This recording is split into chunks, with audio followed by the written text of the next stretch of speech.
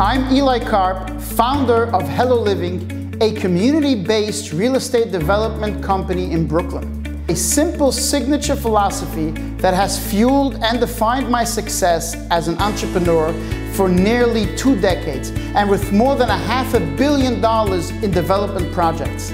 Never settle for the status quo. The status quo is where innovation retreats to die. People often seek my guidance and counsel regarding potential real estate ventures and opportunities. There is no easy money in real estate. It takes the unwavering strength and perseverance of hardened steel and concrete to forge success in this business.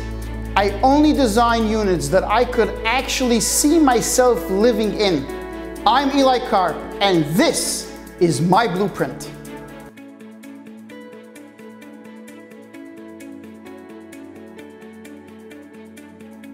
Upon purchasing a development site, you must understand and plan for any extra cost that may arise due to any number of different circumstances, both anticipated and unforeseen.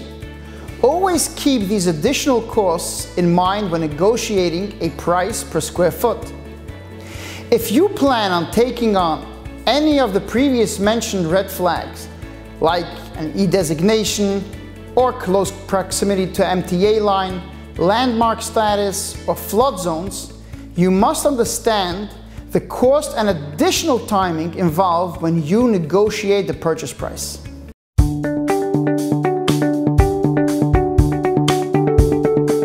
MIH, mandatory inclusionary housing.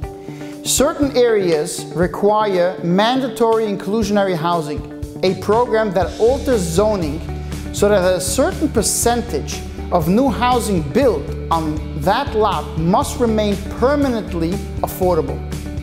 You'll need to have your plans reviewed and approved by the HPD, the New York City Department of Housing Preservation and Development. This is a difficult and lengthy process that can take up to several months. Only once approved by the HPD can you start your filing with a DOB, which can take another 6 months or even longer.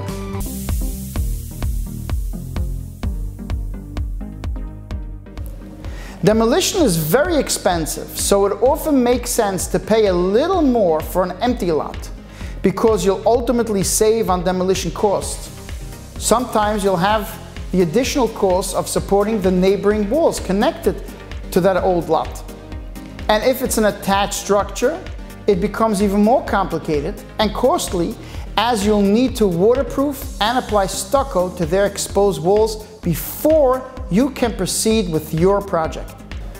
You'll need to engage a licensed engineer to draw up your demolition plans, plus arrange the water, sewer, gas, and electric disconnects. You'll also need to install any required site safety elements, such as a sidewalk shed to protect pedestrians and neighboring structures, and perform asbestos testing and any needed abatement.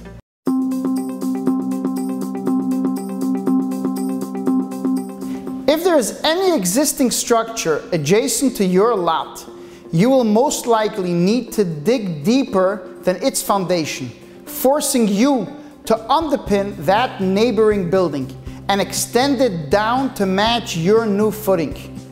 You'll need specially engineered plans, as you will need to divide the concrete sections in small parts, just a few feet at a time, so not to disturb the existing footings.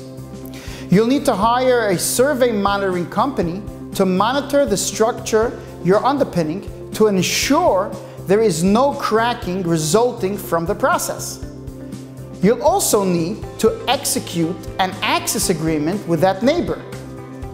If the neighbor refuses to negotiate or sign that agreement, you will need to obtain a court order granting your access and permission to perform this work, which can be a lengthy process. Underpinning can quickly become very expensive, so it's preferred to either avoid properties that require it or employ another method to protect and support the neighboring building. For example, I tried to use a step footing, Meaning, I start my footing at the neighbor's level, set back 5 or 10 feet away from their foundation, and then drop down to the desired level. This may result in a smaller cellar, but it eliminates the massive headache of underpinning.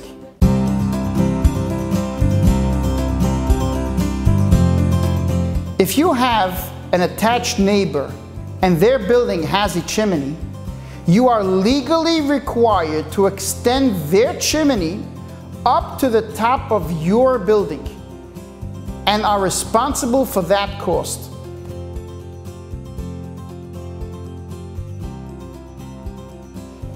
When building adjacent to attached neighbors, you'll eventually need access to their roof in order to install roof protection to protect their building from possible falling debris, and to set up scaffolds if you plan to install stucco or paneled walls on your own building.